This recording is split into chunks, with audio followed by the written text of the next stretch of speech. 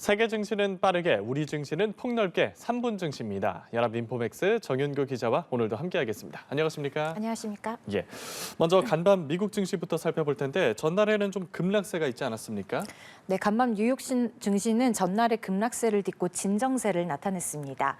다만 장중 반등에 실패하고 보합권으로 내려오면서 연방준비제도의 매파적 금리 인하 결정으로 인한 충격은 계속 이어지고 있음을 시사했습니다. 3대 지수 보겠습니다. 예. 다우지수는 전장 대비 0.04% 상승하면서 장을 마쳤고요. 지난 10거래일간 이어온 하락세에서 벗어나는 데 성공했습니다.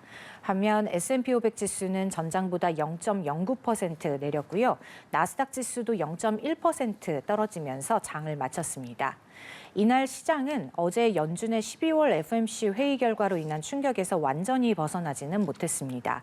장 초반 반등을 모색했지만 오름폭을 반납하면서 혼조세에 그쳤습니다. 전날 연방준비제도는 내년 금리 인하 횟수를 종전의 4회에서 2회로 줄이면서 반토막 냈고요.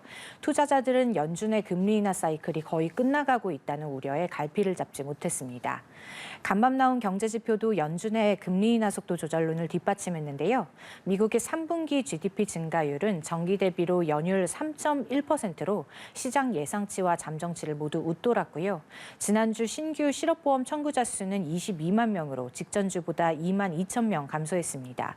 새 데이터들은 일제히 미국 경제가 여전히 강하다는 점을 시사하면서 연준의 내년 금리 인하 축소 전망에 힘을 실었습니다. 예. 종목별 흐름도 살펴보겠습니다. 미국의 최대 메모리 반도체 기업 마이크론 테크놀로지 주가가 뚝 떨어졌군요.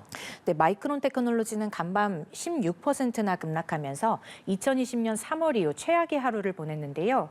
어제 뉴욕 장마감 이후에 부진한 실적 전망을 내놓은 여파입니다. 예. 마이크론은 이달부터 내년 2월까지 분기 매출이 79억 달러일 것으로 예상된다고 밝혔는데요.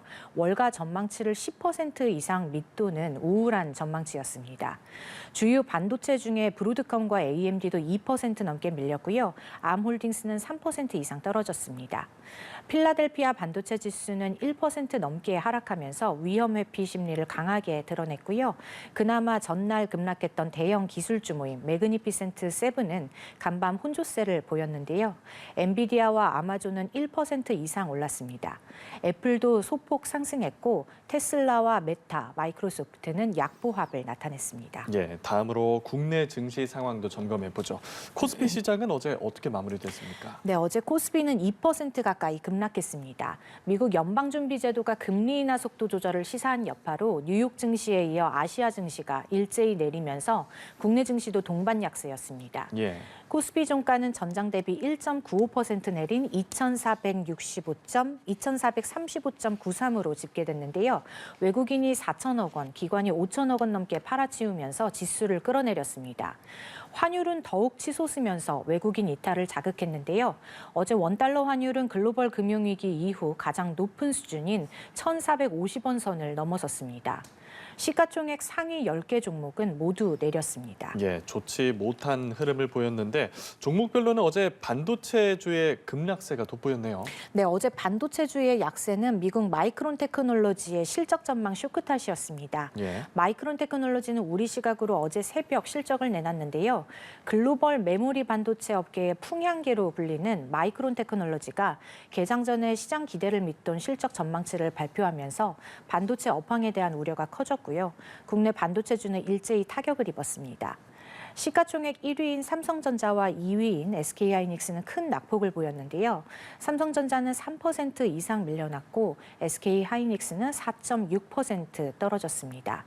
이 밖에도 한미반도체와 DB하이텍이 2% 안팎으로 내렸습니다. 예, 어제 연준이 금리 인하 속도 조절을 시사했는데 금리에 좀 민감한 업종들의 움직임도 도드라졌겠군요.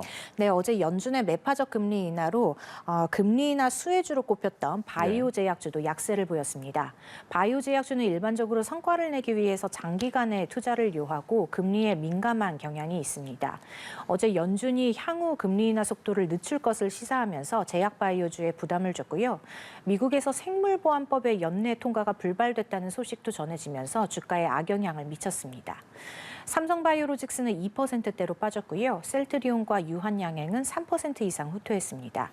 SK바이오사이언스는 5.5% 급락했습니다. 예, 알겠습니다. 다음 주에는 좀 희소식이 많길 바라면서 금요일 3분 증시 연합인포맥스 정윤구 기자와 함께했습니다. 오늘 말씀 고맙습니다. 고맙습니다.